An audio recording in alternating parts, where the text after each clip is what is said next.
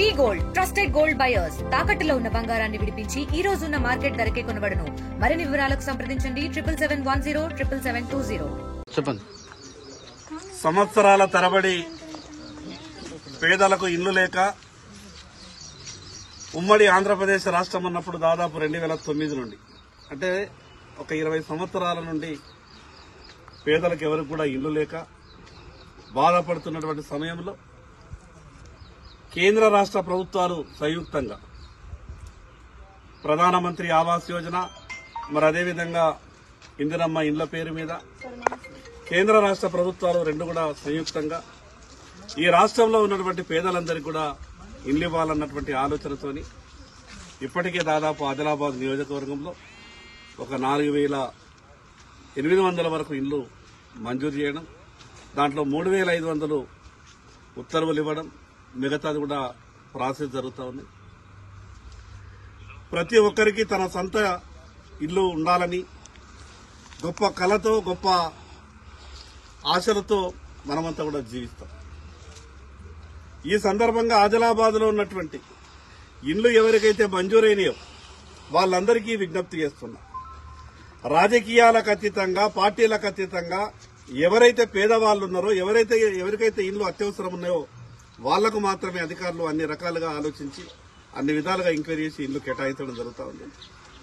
ఈ సందర్భంగా ప్రజలందరికీ విజ్ఞప్తి చేస్తున్నా, ఇల్లు ఇస్తామని చెప్పి లేదా డబ్బులు ఇస్తేనే మీకు ఇల్లు మంజూరైతుందని చెప్పి ఎవరైనా మధ్య దళారులు మాట్లాడేటటువంటి ప్రయత్నం చేస్తే ఎవరికి కూడా ఒక్క రూపాయి ఇవ్వాల్సినటువంటి అవసరం లేదు. మీకెవరికి ఎక్కడ ఎటువంటి ఏ ఇబ్బంది ఉన్నా నాకు డైరెక్ట్ గా ఫోన్ చేసేటటువంటి ప్రయత్నం చేయండి. నేనొస్తా, మంజూరైనటువంటి ఇల్లుకు మార్కోట్ ఇప్పించే బాధ్యత నాది, బిల్లు ఇప్పించే బాధ్యత నాది. ఈ సొమ్మంతా కూడా ప్రజల సొమ్ము. ప్రభుత్వం ఒక మంచి ఆలోచనతో చేస్తున్నప్పుడు ప్రభుత్వాలు ఏవైనా కావచ్చు, కేంద్రంలో ఉన్నది భారతీయ జనతా పార్టీ కావచ్చు, రాష్ట్రంలో ఉన్న కాంగ్రెస్ ప్రభుత్వం కావచ్చు, ప్రభుత్వాలు అనేది పార్టీలకు సంబంధించినటువంటి కావు. ఈ ప్రభుత్వాలు అనేది ప్రజలకు సంబంధించినటువంటిది కాబట్టి పేదలకు ఇచ్చేటటువంటి ఏ పథకమైనా సరే అర్హులకు అందాలా, అదేవిధంగా సరైన సమయంలో అందాలా. ఈ సందర్భంగా అధికారులందరికీ విజ్ఞప్తి చేస్తా ఉన్నాం, ప్రభుత్వం గొప్ప ఆలోచనతో చేస్తున్నటువంటి పనిని మనమంతా కూడా శ్రద్ధ పెట్టి చిన్న చిన్న ఇబ్బందులు ఏమైనా ఉంటే కూడా వాటిని పెద్దగా పట్టించుకోకుండా నలుగురికి ఏం చేస్తే మనం న్యాయం చేయగలుగుతామో ఆ రకంగా ముందుకు పోయేటటువంటి ప్రయత్నం చేయండి. సాధ్యమైనంత తొందరగా మంజూరైనటువంటి ఇళ్లను పూర్తి చేసుకుంటే నేను అదనంగా మరొక 1,500 నుంచి 2,000 ఇళ్లు కొత్తగా తీసుకొచ్చేటటువంటి ప్రయత్నం చేస్తున్నా. అధికారులకు గొప్పగా కష్టపడి పనిచేసేటటువంటి అధికారులు ఉన్నారు. స్థానిక నేను ఒక గ్రామ పంచాయతీ సర్పంచ్. చెప్పండి. సంవత్సరాల తరబడి పేదలకు ఇల్లు లేక ఉమ్మడి ఆంధ్రప్రదేశ్ రాష్ట్రం ఉన్నప్పుడు దాదాపు 2009 నుండి అంటే ఒక 20 సంవత్సరాల నుండి పేదలకు ఎవరికి కూడా ఇల్లు లేక బాధపడుతున్నటువంటి సమయంలో కేంద్ర రాష్ట్ర ప్రభుత్వాలు సంయుక్తంగా ప్రధానమంత్రి ఆవాస్ యోజన మరి అదేవిధంగా ఇందిరమ్మ ఇండ్ల పేరు మీద కేంద్ర రాష్ట్ర ప్రభుత్వాలు రెండు కూడా సంయుక్తంగా ఈ రాష్ట్రంలో ఉన్నటువంటి పేదలందరికీ కూడా ఇల్లు ఇవ్వాలన్నటువంటి ఆలోచనతోని ఇప్పటికే దాదాపు ఆదిలాబాద్ నియోజకవర్గంలో ఒక 4,800 వరకు ఇల్లు మంజూరు చేయడం, దాంట్లో 3,500 ఉత్తర్వులు ఇవ్వడం, మిగతాది కూడా ప్రాసెస్ జరుగుతూ ఉంది. ప్రతి ఒక్కరికి తన సొంత ఇల్లు ఉండాలని గొప్ప కళతో గొప్ప ఆశలతో మనమంతా కూడా జీవిస్తాం.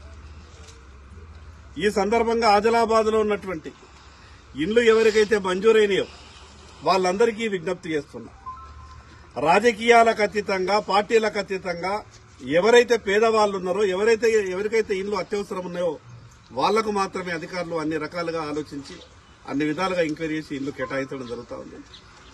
ఈ సందర్భంగా ప్రజలందరికీ విజ్ఞప్తి చేస్తున్నా, ఇల్లు ఇస్తామని చెప్పి లేదా డబ్బులు ఇస్తేనే మీకు ఇల్లు మంజూరైతుందని చెప్పి ఎవరైనా మధ్య దళారులు మాట్లాడేటటువంటి ప్రయత్నం చేస్తే ఎవరికి కూడా ఒక్క రూపాయి ఇవ్వాల్సినటువంటి అవసరం లేదు. మీకెవరికి ఎక్కడ ఎటువంటి ఏ ఇబ్బంది ఉన్నా నాకు డైరెక్ట్ గా ఫోన్ చేసేటటువంటి ప్రయత్నం చేయండి. నేనొస్తా, మంజూరైనటువంటి ఇల్లుకు మార్కోట్ ఇప్పించే బాధ్యత నాది, బిల్లు ఇప్పించే బాధ్యత నాది. ఈ సొమ్మంతా కూడా ప్రజల సొమ్ము. ప్రభుత్వం ఒక మంచి ఆలోచనతో చేస్తున్నప్పుడు ప్రభుత్వాలు ఏవైనా కావచ్చు, కేంద్రంలో ఉన్నది భారతీయ జనతా పార్టీ కావచ్చు, రాష్ట్రంలో ఉన్న కాంగ్రెస్ ప్రభుత్వం కావచ్చు. ప్రభుత్వాలు అనేది పార్టీలకు సంబంధించినటువంటి కావు. ఈ ప్రభుత్వాలు అనేది ప్రజలకు సంబంధించినటువంటిది కాబట్టి పేదలకు ఇచ్చేటటువంటి ఏ పథకమైనా సరే అర్హులకు అందాలా, అదేవిధంగా సరైన సమయంలో అందాలా. ఈ సందర్భంగా అధికారులందరికీ విజ్ఞప్తి చేస్తా ఉన్నాం. ప్రభుత్వం గొప్ప ఆలోచనతో చేస్తున్నటువంటి పనిని మనమంతా కూడా శ్రద్ధ పెట్టి చిన్న చిన్న ఇబ్బందులు ఏమైనా ఉంటే కూడా వాటిని పెద్దగా పట్టించుకోకుండా నలుగురికి ఏం చేస్తే మనం న్యాయం చేయగలుగుతామో ఆ రకంగా ముందుకు పోయేటటువంటి ప్రయత్నం చేయండి. సాధ్యమైనంత తొందరగా మంజూరైనటువంటి ఇళ్లను పూర్తి చేసుకుంటే నేను అదనంగా మరో ఒక 1500 నుంచి 2000 ఇళ్లు కొత్తగా తీసుకొచ్చేటటువంటి ప్రయత్నం చేస్తున్నా. అధికారులకు గొప్పగా కష్టపడి పనిచేసేటటువంటి అధికారులు ఉన్నారు. స్థానిక నేను ఒక గ్రామ పంచాయతీ సర్పంచ్ గా హౌసింగ్ డిపార్ట్మెంట్ చేసేటటువంటి వాళ్ళ పనిని నేను ప్రత్యక్షంగా చూసిన. ఆ రోజు 10,000, 12,000 రూపాయలు ఉన్నటువంటి యూనిట్ కాస్ట్ ఉన్నటువంటి ఇల్లుని కూడా గొప్పగా హౌసింగ్ డిపార్ట్మెంట్ కష్టపడి ఆ రోజు 30 సంవత్సరాల క్రితం కట్టించారు. అదే డిపార్ట్మెంట్ కు మళ్లీ తిరిగి ఈ యొక్క హౌసింగ్ నిర్మాణ పనుల్ని వాళ్ళకి ఇవ్వడం వల్ల వేగవంతమైతే ఈ పనులన్నీ కూడా నేను ఆశిస్తున్నా. ఇల్లు కట్టుకునే వాళ్ళంతా కూడా తొందరగా సాధ్యమైనంత తొందరగా మీరంతా ఇల్లు కట్టుకోవాలా. మధ్య దళారులను ఎవరిని కూడా ఆశ్రయించద్దు.